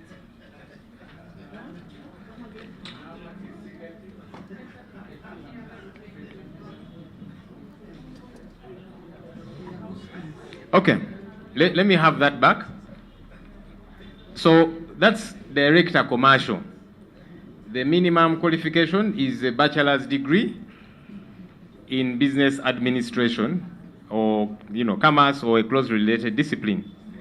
The highest qualification is a certificate. No, Chair, Chair. for That she has. For guidance purposes, formally what is on record is senior 6. Because those certificates you see, unless they are presented here, they could be workshop certificates. No, for a fact. And I challenge anyone to bring them here. What is formally on record is a senior 6. Yeah, because, we're perusing many of your CVs and you included, and I guess it's your right, we had the 2 days training at Golden Tulip. We had the 3 days training that's important for continuous value addition. But it doesn't merit what we are talking about, yeah? So clearly, the highest qualification that this lady has, the acting director Chairman, commercial, is a senior 6 certificate. Chair, could we know how much she's getting from the airline against the certificate qualification? Okay, we will establish that. But again, this is very telling. Because you see, if you don't have qualified people running Uganda Airlines, it is not going to thrive. There is not going to be progress. And that's our concern. These are documents you've given us. At least these ones, I didn't get them through my own means. These ones you have given us. Okay, let's look at another. This is Director Flight Operation. Please pass it on Mr. to Chairman, procedure. HR Manager. Yes, I think the HR should confirm to this committee that, in her opinion as HR, is that member really qualified under what you have just read for the committee, for the record, as director, acting director. You see, I would also want to know whether there is a appraisal for these staff.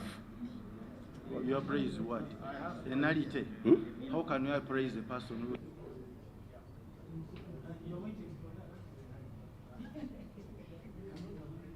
Yes, Madam HR. Microphone is off. Please draw it closer.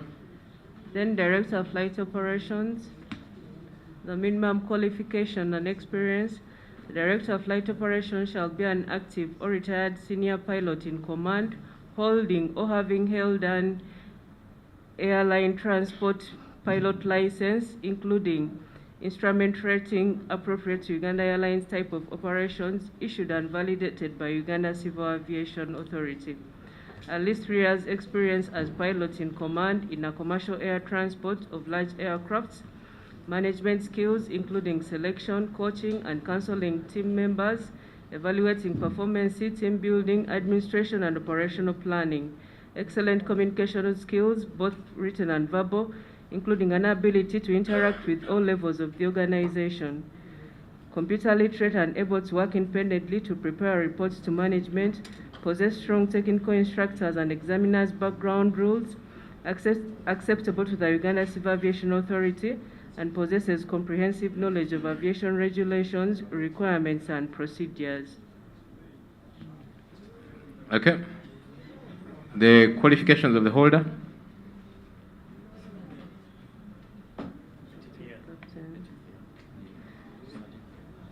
He has an airline transport pilot license, stroke ICAO Uganda.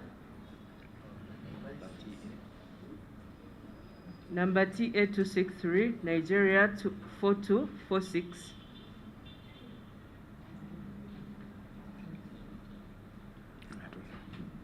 And that's what is in the minimum qualifications, an ATPL.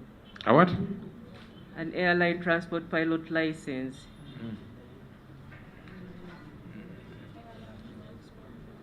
And then the experience of 3 years as pilot in command. Okay, let me have that.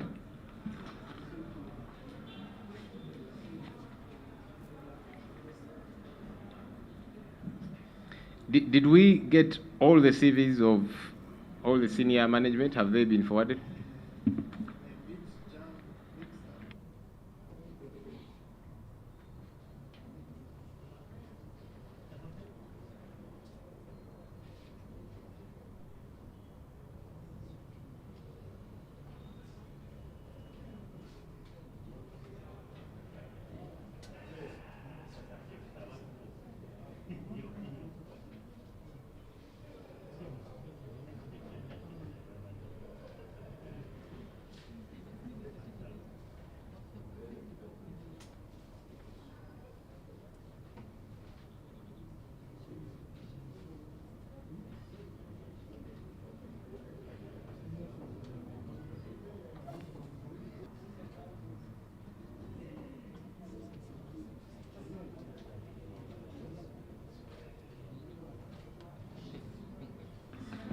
HR, Chair, there was a certification by CA.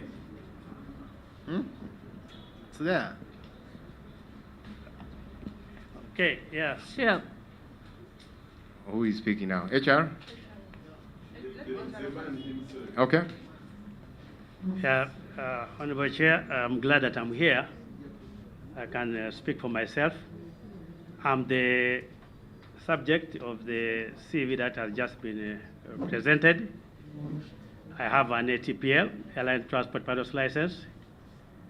In flying, we have several licenses that qualify you to the duties that you undertake. You begin with a PPL, Private Pilot's License. That's if you choose to go to fly. And you can choose to go and fly at any stage of your passion. These days, of course, at the time I went, I was after senior 6, after Mwiri. I was in Mwiri, a sub house.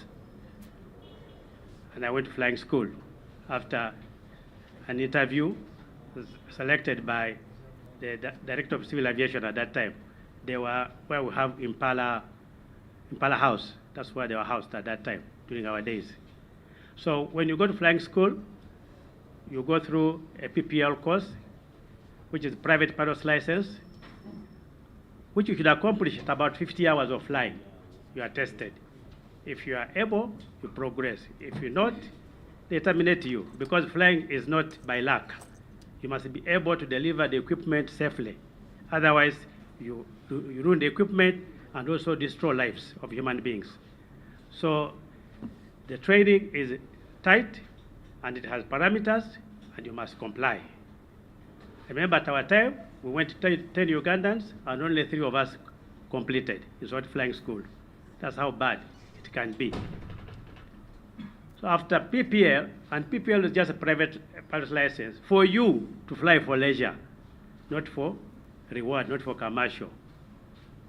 So after PPL, if you have scaled the bar, you are now strive for commercial pilot's license, which is the first commercial license that enables you fly commercially. Most of the co-pilots start with commercial pilot's license. Also, it is by law, person shall not be rostered scheduled to fly commercial unless he possesses a commercial pilot's license. Furthermore, as she said, there must be instrument rating. You must be tested to be able to fly in instrument conditions. That is when the weather is marginal. It's raining, it's windy, it's at night. Worse still, one of the power equipments have closed. Maybe you have only one engine. You must be able to demonstrate that ability to fly that aeroplane in that condition. And you land, and then that's when you can get a job as a commercial pilot. you remain a co-pilot for most of the time, especially if you join an airline like Uganda Airlines, because our aeroplanes are all two-man crew or more. But if you're going to fly a caravan like those in Kajansi or in flying school, for that matter, commercial pilot license can do your career. That's it. But if you want to now upgrade and become a jet captain like I am, Bombardier, DC-10, Airbus, then you must get an ATPL, Airline Transport License. That's what graduates you to be able to command a big, which is a commercial aeroplane. And that's my level. I'm also a trainer. I train pilots, and I'm recognized by CAA, as it says. And my records are very clear in CAA. Anybody who wants to clarify can go to CAA, say we want to see the file for Captain Lukman. They will show you all the documents and where I am. So I train pilots, and I've also been a manager as director of flight operations before in other airlines, and also a flight safety officer.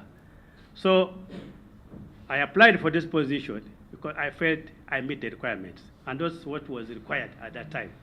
Okay, could you confirm the qualifications of the other, pilots, since you supervise them? Are all of them tick?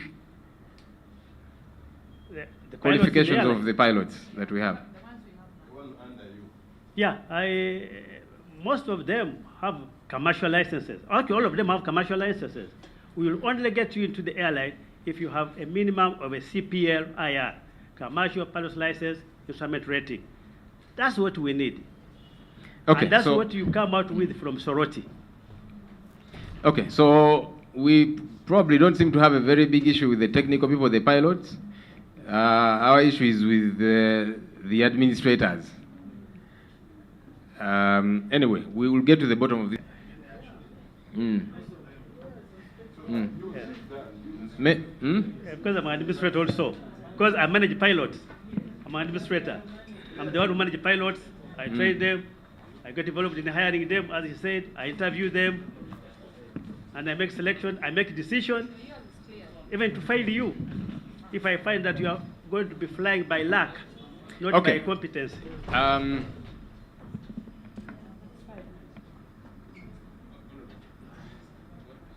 They are not attached. For Mr. Ephraim Bagenda. I'm only seeing appointment letters. That was when? Today? We don't have it. Where has it gone?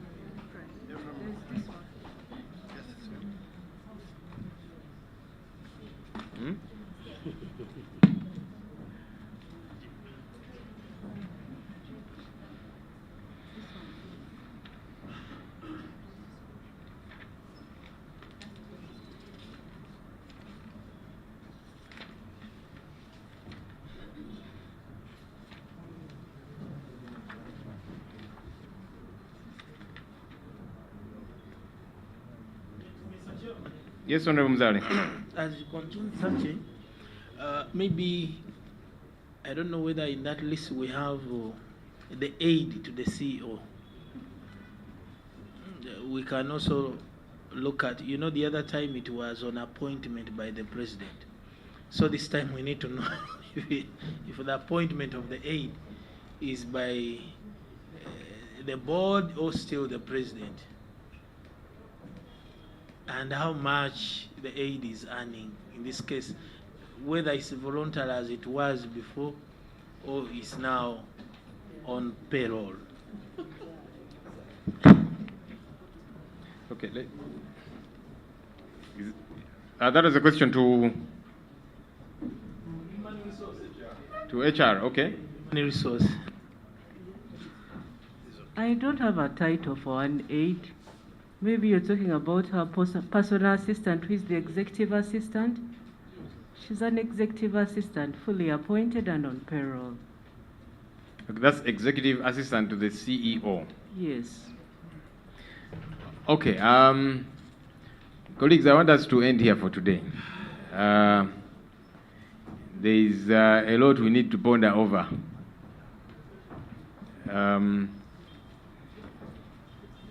Let's stop here for today. But Director of Finance, maybe you'll speak to us next week. We are closing for today. What do you want to talk to us about, sir?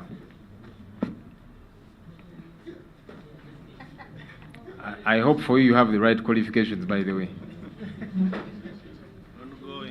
Thank you, Chair and honorable members. I wanted to seek your indulgence to allow me apologize for the word I used yesterday and get it off record by saying I'm very comfortable with the losses. I think I want to say that it was got out of context. I wanted to mean from the background I gave you and the story I mentioned based on the core objectives as to why the airline was set up by the government.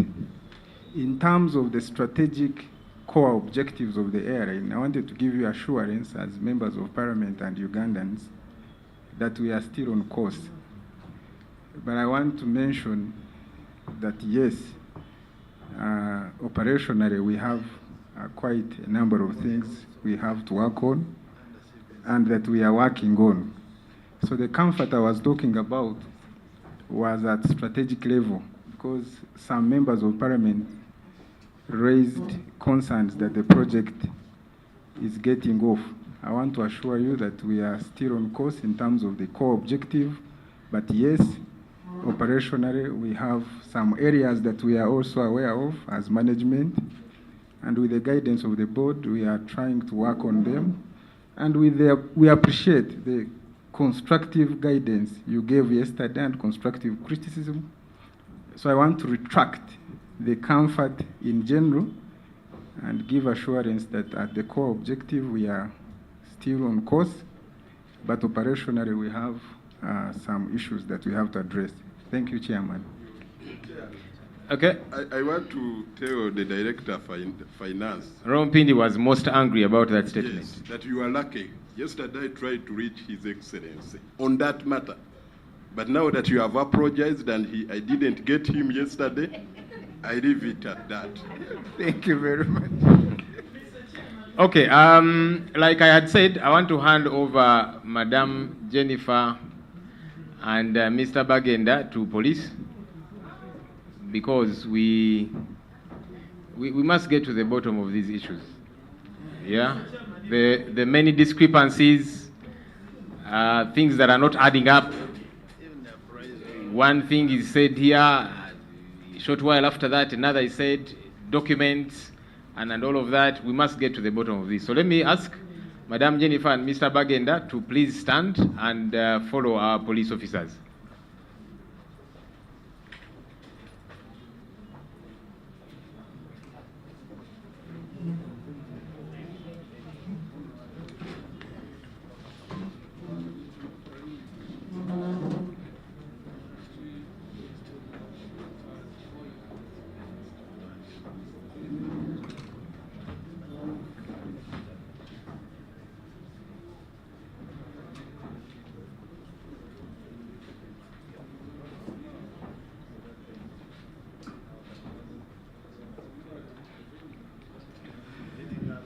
Okay, let's end here for today. We are going to be with you next week. Oh, you thought we were done. We still need to deal with a number of issues. There's responses we require from you. You notice we have not exhausted many of the issues that were brought out by the Auditor General. We digressed a little, deliberately so, because our mandate is wider than what the Auditor General captures, because these are the things we capture through our own ways. Our interest is to see this entity functioning.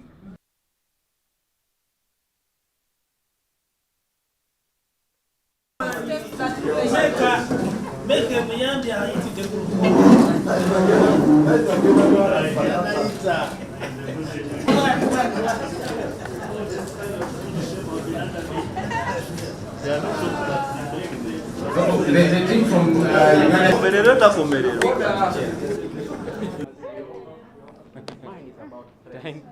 talina mpapula.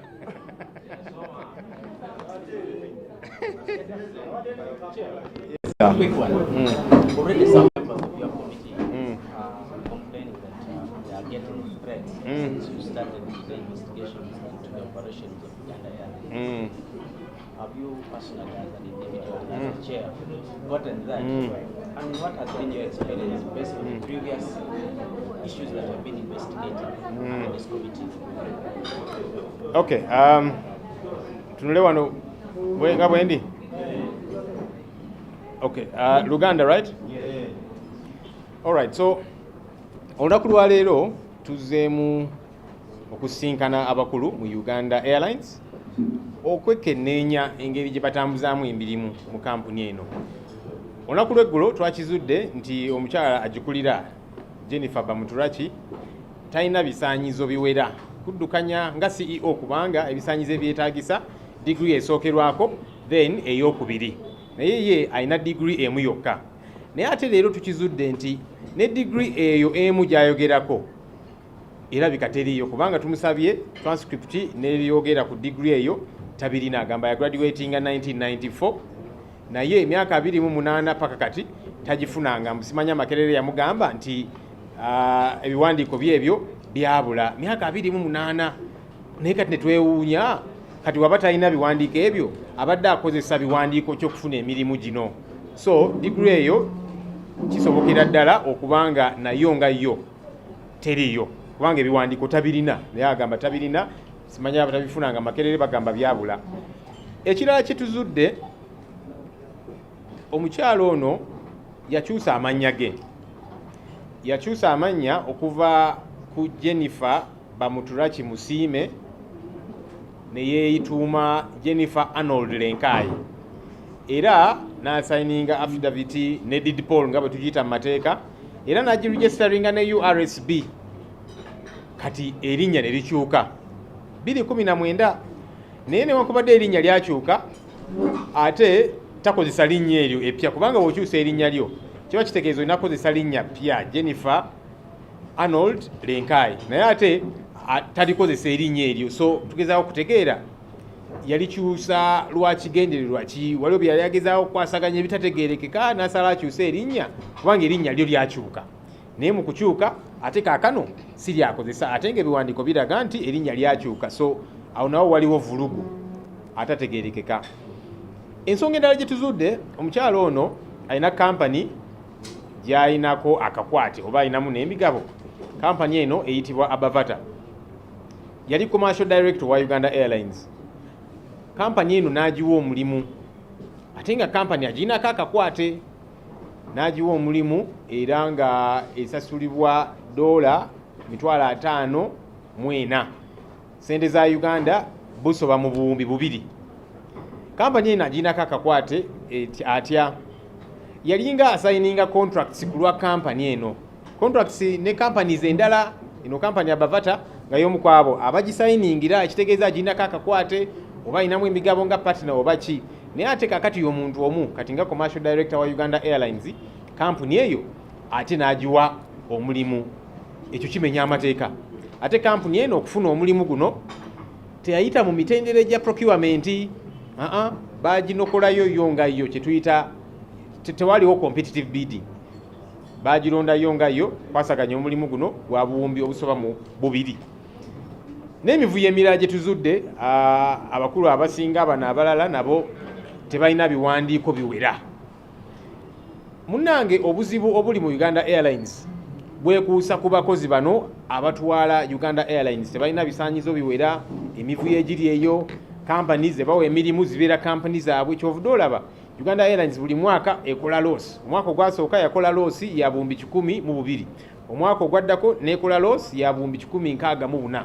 Buno omwaka gwe twogerako loss ya buwumbi 232. Bwe tusigala nga tutambula bwe tuti nga baddukanya Uganda Airlines tebalina bisaanyizo, bakola ebintu eby'ekiyaayeya ebitategeerekeka. Uganda Airlines ejja sigala nga ekola loss ng'ani afiirwa Uganda kubanga sente Uganda Airlines ezigiddukanya sente za muwa omusolo. So tulina okutereeza ensonga zino. Uganda Airlines bweba yakutereera, bweba yakuddukanyizibwa obulungi ekola amagoba nga kampani etegerekeka, tulina okukwasaganya ensonga y'abakulembera Uganda Airlines. Honorable, okusinziira ku bibuuse ayina okuba nga ye baturaki oba ayina okuba nga ye Lenkai? Ebiwandiiko bye tulina kubanga yabiregisteringa ne URSB era n'akakasa nti yateekako omukono, biraga erinnya yalikyusa.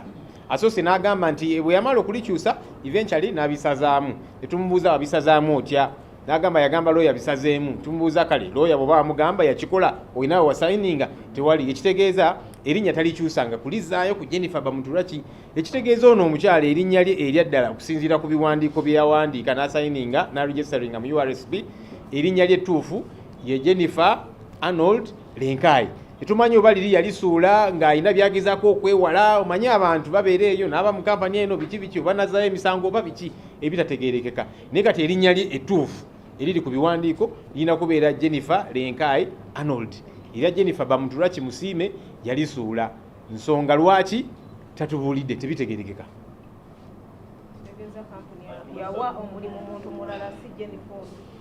In fact kiteeberezebwa nti okukyusa amannya gano, omanyi oli bw'aba agezaako okwewala either emisango mu kkooti, abanamutwala mu kkooti oba ki, bye bino bye bakola n'akyusa erinnya such that kati bw'otwala Jennifer Bamuturaki Musiime mu kkooti oba bw'ogezaako kumuvunaana nga ye avaayo ng'akulaga nti sinze Jennifer Bamuturaki Musiime, erinnya lyange yenze Jennifer Arnold Lenkai, era bibino ebiwandiiko bye nasayininga nga nkyusa erinnya, kwegamba munnaye enkola ya kiyaye bye tulaba.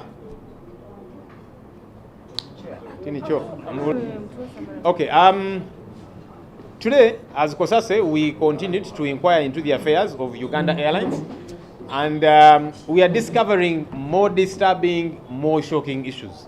Yesterday, the CEO of Uganda Airlines, Jennifer Bamuturaki, as she calls herself, we discovered that she does not have the requisite qualifications to be CEO, because the qualification is you must have a bachelor's degree and a postgraduate, training, another degree above, either a postgraduate diploma or a master's, PhD, whatever the case might be, but something more than just a bachelor's degree. But it turns out that even that bachelor's degree might not be existent, because today we asked her for documents speaking to that bachelor's degree. She doesn't have the transcript. She says she graduated in 1994, but she does not have the transcript. She says Makere told her it got lost. 1994 is when you graduated. That's 28 years later. So it is very possible this bachelor's degree does not exist, because she does not have the document speaking to it. We asked her, how have you been getting jobs? She says, I'd always been headhunted, which is what happened, because for this particular job, the recruitment process was cut short, and yet money was spent, 98 million shillings, and she was given the job. So that's one problem. The other issue we have discovered is that this lady actually, she changed her name. She signed a deed poll and registered it with URSB, changing her name from Jennifer Bamuturaki Musiime to Jennifer Arnold Lenkai. So according to that document, which was signed by herself because she admitted the document, her name now is Jennifer Arnold Lenkai. So we don't understand why she had to change the name. It's possible maybe she was hiding from something or whatever. People usually have things they're hiding away from. But now her real name, according to the document, is supposed to be Jennifer Arnold Lenkai. Of course, she said that eventually she reversed the name. We asked her, how did you reverse it? Clearly she did not, because she says she instructed the lawyer to do so. But then she didn't sign anywhere to now reverse it back to Jennifer Musiime Bamuturaki. So her real name, as we speak today, according to the documents, is Jennifer Arnold Lenkai. It's possible she did it to try and avoid litigation. That now, if tomorrow somebody takes Jennifer Bamuturaki Musiime to court over different issues, whether it be in Uganda Airlines or whatever the case might be, she can come out and say, well, that is not me. My name is Jennifer Arnold Lenkai. Here are the documents. So it is very shady things, that she did that we must get to the bottom of. The other issue is that there was conflict of interest. Madam Jennifer has got a connection to a company called Abavata. This is the company that was hired to run the event of the aircrafts being brought into the country. A lot of money was paid. and consequently they were also given a contract to do PR for Uganda Airlines, branding and so on in different countries. And that contract sum was 540,000 US dollars, which is over 2 billion Uganda shillings. She, as commercial director and who was contracts manager, she literally is the one that got Abavata on board, and yet she had a connection, she has a connection to it, either as a partner or whatever the case might be, because there are other contracts we have seen where she signed on behalf of Abavata for other, with other companies, not necessarily Uganda Airlines. So when you sign on behalf of a company, that means either you are a partner or some kind of thing. So now you are signing on behalf of that company, and then she is the same person bringing that company on board for a contract worth over 2 billion shillings in Uganda Airlines. Mark this company, Abavata, to get that contract, there was no competitive bidding. So the procurement guidelines were flouted, they were handpicked. Why were they handpicked? Because the commercial director had an interest in that company. So that's why they handpicked it. So Uganda Airlines is not going to thrive if we continue to have all this confusion. People who are running it, they are not qualified, they are involved in shady deals and so on, because we've seen other top management officials who don't have the requisite qualifications. So little wonder Uganda Airlines is making losses year after year. Of course, losses can happen for different reasons. But in the first year, they made a loss of 102 billion. In the second year, a loss of 164 billion. This year, the loss is 32 billion. That's a lot of money. And it is possible all of this confusion is happening because the wrong people are running Uganda Airlines. So we must be able to address that issue if Uganda Airlines is to thrive and make good progress. Chairman, two issues. One, some members are saying, as of yesterday, they started getting calls, intimidating them to back off from the investigations. Have you confirmed this? Have you lodged a complaint with the relevant authorities? What is your experience of the past investigations that you have done before? Secondly, who is this Jennifer Bamuturaki? Have you bothered to find out who she is exactly? Where does she come from? Okay, so who Jennifer Bamuturaki is, or Jennifer Arnold Lenkai, we are still digging up. We'll get to the bottom of this. For a long time, people didn't know who Pinetti was. Eventually, they got to know who Pinetti was, the one behind Vinci Coffee deal. We shall get to know who this Jennifer person is eventually. Regarding threats, the job that we do is a difficult one. When you are exposing all of this rot, it is tough. There will be those who will want to hurt you, threats, and all of that, but we have got a job to do. For me, being the Christian I am, God protects me. Of course, even when you have police guarding you and all of that, we have had people who have been gunned down even when they had police protection and all of that. So I don't even know if that gets to be relevant. But I think most importantly is we have got a job to do, and we are not going to allow anyone to try and intimidate us. Yes, there are people who call and say, no, please go slow on this issue, don't dig deeper, abandon, and so on and so forth. All of those calls are hitting deaf ears as far as Joel Senyinyi is concerned. We'll get to the bottom of this issue. We'll dig out everything that has got to be dug out. Can I get the spelling of Lenkai? Thank you so much.